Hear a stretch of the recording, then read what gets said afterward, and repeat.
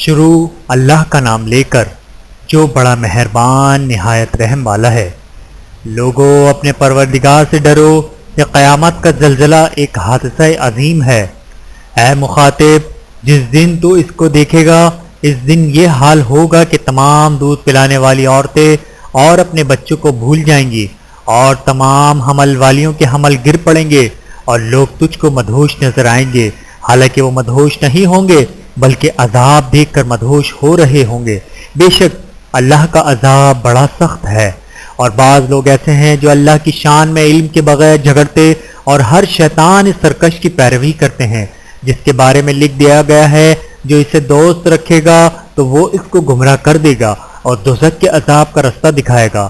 لوگو، اگر تم کو مرنے کے بعد جی اٹھنے میں کچھ شک ہو تو ہم نے تم کو پہلی بار بھی تو پیدا کیا تھا، یعنی ابتدا میں مٹی سے، پھر اس سے نطفہ بنا کر، پھر اس سے خون کا لوتھڑا بنا کر، پھر اس سے بوٹی بنا کر، جس کی بناوٹ کامل بھی ہوتی ہے اور ناقص بھی، تاکہ تم پر اپنی خالقیت ظاہر کر دیں۔ اور ہم جس کو چاہتے ہیں ایک میعاد مقرر تک پیٹ میں ٹھہرائے رکھتے ہیں، پھر تم کو بچہ بنا کر نکالتے ہیں، پھر تم جوانی کو پہنچتے ہو اور بعض قبل از پیری مر جاتے ہیں اور بعض بڑھاپے کی نہایت خراب عمر کی طرف لوٹائے جاتے ہیں کہ بہت کچھ جاننے کے بعد بالکل بے علم ہو جاتے ہیں۔ اور اے دیکھنے والے، تو دیکھتا ہے کہ ایک وقت میں زمین خشک پڑی ہوتی ہے، پھر جب ہم اس پر مے برساتے ہیں تو وہ شاداب ہو جاتی ہے اور ابھرنے لگتی ہے اور طرح طرح کی بارونق چیزیں اگاتی ہے۔ ان قدرتوں سے ظاہر ہے کہ اللہ ہی قادر مطلق ہے جو برحق ہے، اور یہ کہ وہ مردوں کو زندہ کر دیتا ہے، اور یہ کہ وہ ہر چیز پر قدرت رکھتا ہے، اور یہ کہ قیامت آنے والی ہے اس میں کچھ شک نہیں، اور یہ کہ اللہ سب لوگوں کو جو قبروں میں ہے جلا اٹھائے گا۔ اور لوگوں میں کوئی ایسا بھی ہے جو اللہ کی شان میں بغیر علم کے اور بغیر ہدایت کے اور بغیر کتاب روشن کے جھگڑتا ہے اور تکبر سے گردن موڑ لیتا ہے تاکہ لوگوں کو اللہ کے رستے سے گمراہ کر دے۔ اس کے لیے دنیا میں ذلت ہے اور قیامت کے دن ہم اسے عذاب آتش سوزا کا مزہ چکھائیں گے۔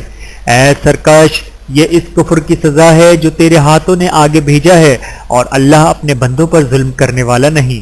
اور لوگوں میں بعض ایسے بھی ہیں جو کنارے پر کھڑا ہو کر اللہ کی عبادت کرتا ہے، اگر اس کو کوئی دنیاوی فائدہ پہنچے تو اس کے سبب مطمئن ہو جائے، اور اگر کوئی آفت آ پڑے تو منہ کے بل لوٹ جائے، یعنی پھر کافر ہو جائے۔ اس نے دنیا میں بھی نقصان اٹھایا اور آخرت میں بھی، یہی تو صاف نقصان ہے۔ یہ اللہ کے سوا ایسی چیز کو پکارتا ہے جو نہ اسے نقصان پہنچائے اور نہ فائدہ دے سکے، یہی تو پرلے درجے کی گمراہی ہے۔ بلکہ ایسے شخص کو پکارتا ہے جس کا نقصان فائدے سے زیادہ قریب ہے، ایسا دوست بھی برا اور ایسا ساتھی بھی برا۔ جو لوگ ایمان لائے اور عمل نیک کرتے رہے، اللہ ان کو بہشتوں میں داخل کرے گا جن کے نیچے نہریں بہہ رہی ہیں۔ کچھ شک نہیں کہ اللہ جو چاہتا ہے کرتا ہے۔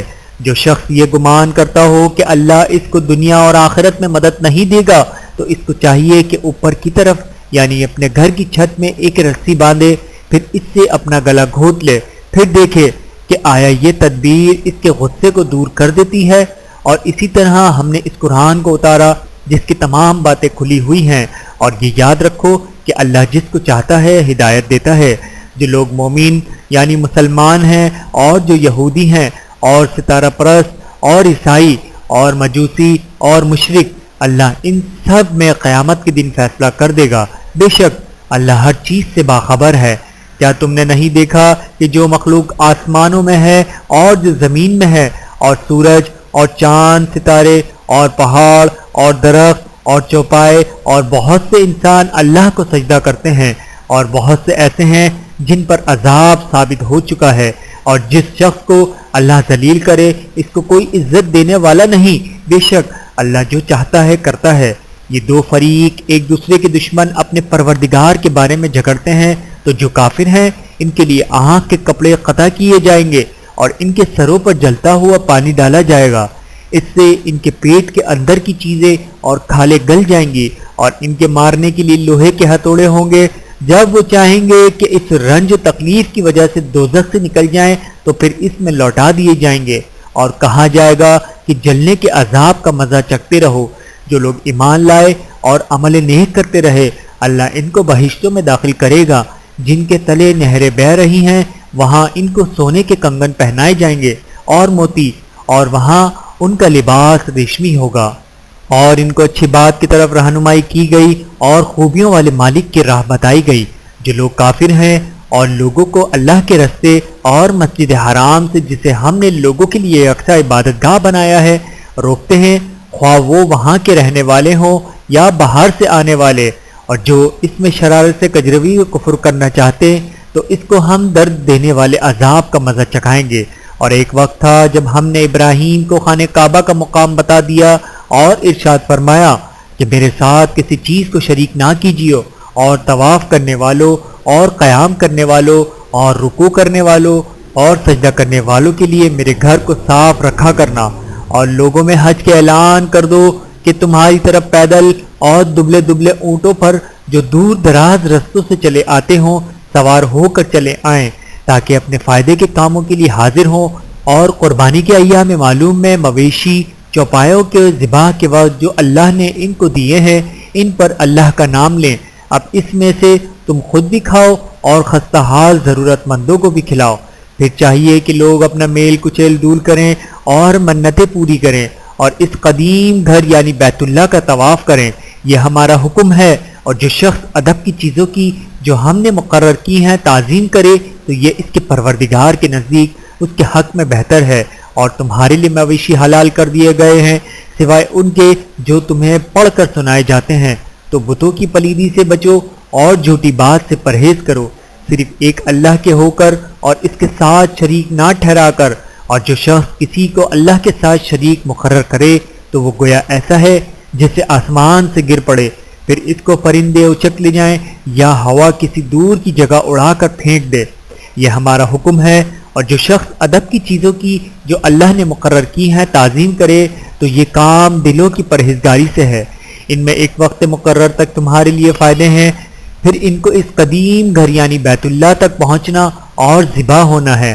اور ہم نے ہر ایک امت کے لیے قربانی کا طریق مقرر کر دیا ہے، تاکہ جو مویشی چوپائے اللہ نے ان کو دیے ہیں ان کے ذبح کرنے کے وقت ان پر اللہ کا نام لیں۔ تو تمہارا معبود ایک ہی ہے، تو اسی کے فرما بردار ہو جاؤ اور عاجزی کرنے والوں کو خوشخبری سنا دو۔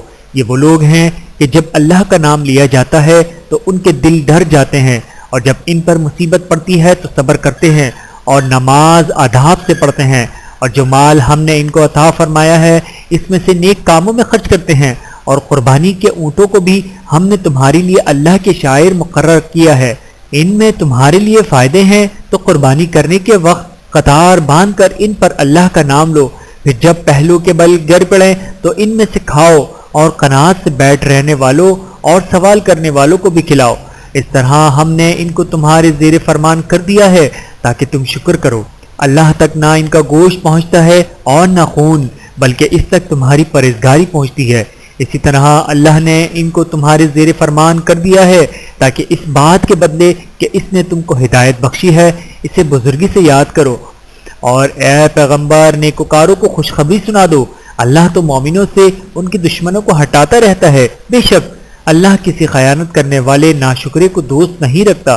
جن مسلمانوں سے خواہ مخواہ لڑائی کی جاتی ہے ان کو اجازت ہے کہ وہ بھی لڑیں، کیونکہ ان پر ظلم ہو رہا ہے، اور اللہ ان کی مدد کرے گا، وہ یقیناً ان کی مدد پر قادر ہے۔ یہ وہ لوگ ہیں کہ اپنے گھروں سے ناحق نکال دیے گئے، انہوں نے کچھ قصور نہیں کیا، ہاں یہ کہتے ہیں کہ ہمارا پروردگار اللہ ہے۔ اور اگر اللہ کے لوگوں کو ایک دوسرے سے نہ ہٹاتا رہتا تو خانقاہیں اور گرجے اور یہودیوں کے عبادت خانے اور مسلمانوں کی مسجدیں جن میں اللہ کا کثرت سے ذکر کیا جاتا ہے گرائی جا چکی ہوتی۔ اور جو شخص اللہ کی مدد کرتا ہے اللہ اس کی ضرور مدد کرتا ہے، بے شک اللہ توانا ہے، غالب ہے۔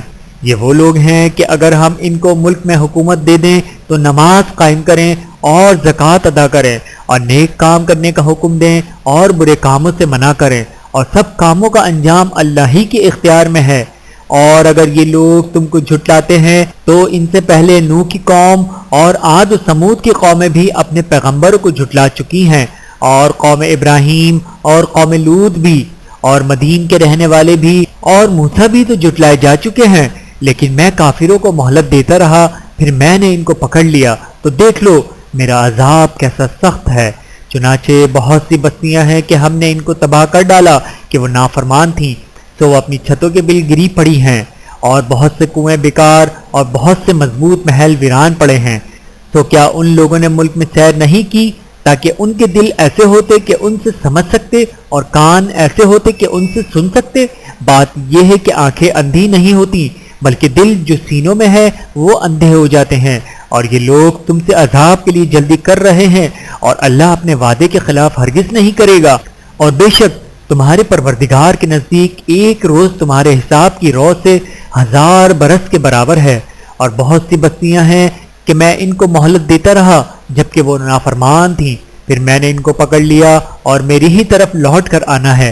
اے پیغمبر کہہ دو کہ لوگوں میں تو تم کو کھلم کھلا خبردار کرنے والا ہوں، تو جو لوگ ایمان لائے اور کام نیک کیے ان کے لیے بخشش اور عزت کی روزی ہے، اور جن لوگوں نے ہماری آیتوں میں اپنے خیال میں ہمیں عاجز کرنے کے لیے دوڑ دھوپ کی وہ اہل دوزخ ہیں۔ اور ہم نے تم سے پہلے کوئی رسول اور نبی نہیں بھیجا مگر اس کا یہ حال تھا کہ جب وہ کوئی آرزو کرتا تھا تو شیطان اس کی آرزو میں وسوسہ ڈال دیتا تھا، تو جو وسوسہ شیطان ڈالتا ہے اللہ اس کو دور کر دیتا ہے، پھر اللہ اپنی آیتوں کو مضبوط کر دیتا ہے، اور اللہ علم والا ہے، حکمت والا ہے۔ غرض اس سے یہ ہے کہ جو وسوسہ شیطان ڈالتا ہے اس کو ان لوگوں کے لیے جن کے دلوں میں بیماری ہے اور جن کے دل سخت ہیں ذریعہ آزمائش ٹھہرائے۔ بے شک ظالم لوگ مخالفت میں دور جا پڑے، اور یہ بھی غرض ہے کہ جن لوگوں کو علم عطا ہوا ہے وہ جان لیں کہ وہ یعنی وہی تمہارے پروردگار کی طرف سے حق ہے، تو وہ اس پر ایمان لائیں اور ان کے دل اللہ کے آگے عاجزی کریں، اور جو لوگ ایمان لائے ہیں اللہ ان کو سیدھے رستے کی طرف ہدایت کرتا ہے۔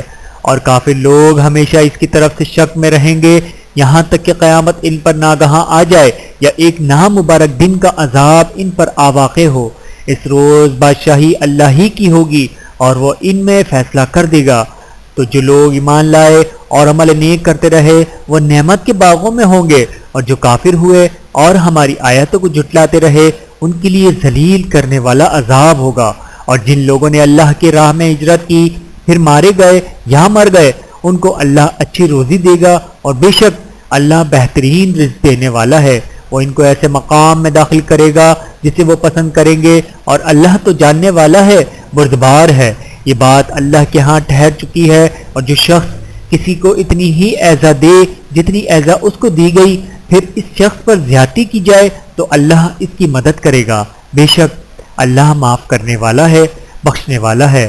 یہ اس لیے کہ اللہ رات کو دن میں داخل کرتا ہے اور دن کو رات میں داخل کرتا ہے، اور اللہ تو سننے والا ہے، دیکھنے والا ہے۔ یہ اس لیے کہ اللہ ہی برحق ہے، اور جس چیز کو کافر اللہ کے سوا پکارتے ہیں وہ باطل ہے، اور اس لیے کہ اللہ اونچی شان والا ہے، بڑا ہے۔ کیا تم نہیں دیکھتے کہ اللہ آسمان سے مے برساتا ہے تو زمین سرسبز ہو جاتی ہے؟ بے شک اللہ مہربان ہے، خبردار ہے۔ جو کچھ آسمانوں میں ہے اور جو کچھ زمین میں ہے اسی کا ہے، اور بے شک اللہ بے نیاز ہے، قابل ستائش ہے۔ کیا تم نہیں دیکھتے کہ جتنی چیزیں زمین میں ہیں سب اللہ نے تمہارے زیر فرمان کر رکھی ہیں، اور کشتیاں بھی جو اسی کے حکم سے سمندر میں چلتی ہیں، اور وہ آسمان کو تھامے رہتا ہے کہ زمین پر نہ گر پڑے مگر اس کے حکم سے۔ بے شک اللہ لوگوں پر نہایت شفقت کرنے والا مہربان ہے۔ اور وہی تو ہے جس نے تم کو حیات بخشی پھر تم کو مارتا ہے پھر تمہیں زندہ بھی کرے گا، اور انسان تو بڑا ناشکرا ہے۔ ہم نے ہر ایک امت کے لیے بندگی کی ایک راہ مقرر کر دی ہے کہ اسی طرح وہ بندگی کرتے رہیں، تو یہ لوگ تم سے اس معاملے میں جھگڑا نہ کریں اور تم لوگوں کو اپنے پروردگار کی طرف بلاتے رہو، بے شک تم سیدھے رستے پر ہو۔ اور اگر یہ تم سے جھگڑا کرے تو کہہ دو کہ جو عمل تم کرتے ہو اللہ ان سے خوب واقف ہے۔ جن باتوں میں تم اختلاف کرتے ہو اللہ تم میں قیامت کے روز ان کا فیصلہ کر دے گا۔ کیا تم نہیں جانتے کہ جو کچھ آسمان اور زمین میں ہے اللہ اس کو جانتا ہے، یہ سب کچھ کتاب میں لکھا ہوا ہے۔ بے شک یہ سب اللہ کو آسان ہے، اور یہ لوگ اللہ کے سوا ایسی چیزوں کی عبادت کرتے ہیں جن کی اس نے کوئی سند نازل نہیں فرمائی اور نہ ان کے پاس اس کی کوئی دلیل ہے، اور ظالموں کا کوئی بھی مددگار نہیں ہوگا۔ اور جب ان کو ہماری صاف صاف آیتیں پڑھ کر سنائی جاتی ہیں تو ان کی شکل بگڑ جاتی ہے اور تم ان کے چہروں میں صاف طور پر ناگواری دیکھتے ہو۔ ایسا لگتا ہے کہ جو لوگ ان کو ہماری آیتیں پڑھ کر سناتے ہیں ان پر حملہ کر دیں گے۔ کہہ دو کہ میں تم کو اس سے بھی بری چیز بتاؤں، وہ دوزخ ہے جس کا اللہ نے کافروں سے وعدہ کیا ہے اور وہ برا ٹھکانہ ہے۔ لوگوں، ایک مثال بیان کی جاتی ہے، اسے غور سے سنو کہ جن لوگوں کو تم اللہ کے سوا پکارتے ہو وہ ایک مکھی بھی نہیں بنا سکتے اگرچہ اس کے لیے سب اکٹھے ہو جائیں، اور اگر ان سے مکھی کوئی چیز چھین لے جائے تو اسے اس سے چھڑا نہیں سکتے۔ طالب اور مطلوب یعنی عابد اور معبود دونوں گئے گزرے ہیں۔ ان لوگوں نے اللہ کی قدر جیسی کرنی چاہیے تھی نہیں کی۔ کچھ شک نہیں کہ اللہ زبردست ہے، غالب ہے۔ اللہ فرشتوں سے پیغام پہنچانے والے منتخب کر لیتا ہے اور انسانوں میں سے بھی۔ بے شک اللہ سننے والا ہے، دیکھنے والا ہے۔ جو ان کے آگے ہے اور جو ان کے پیچھے ہے وہ اس سے واقف ہے، اور سب کاموں کا رجوع اللہ ہی کی طرف ہے۔ مومنوں، رکوع کرتے اور سجدہ کرتے اور اپنے پروردگار کی عبادت کرتے رہو اور نیک کام کرو تاکہ فلاح پاؤ، اور اللہ کی راہ میں جہاد کرو جیسا جہاد کرنے کا حق ہے۔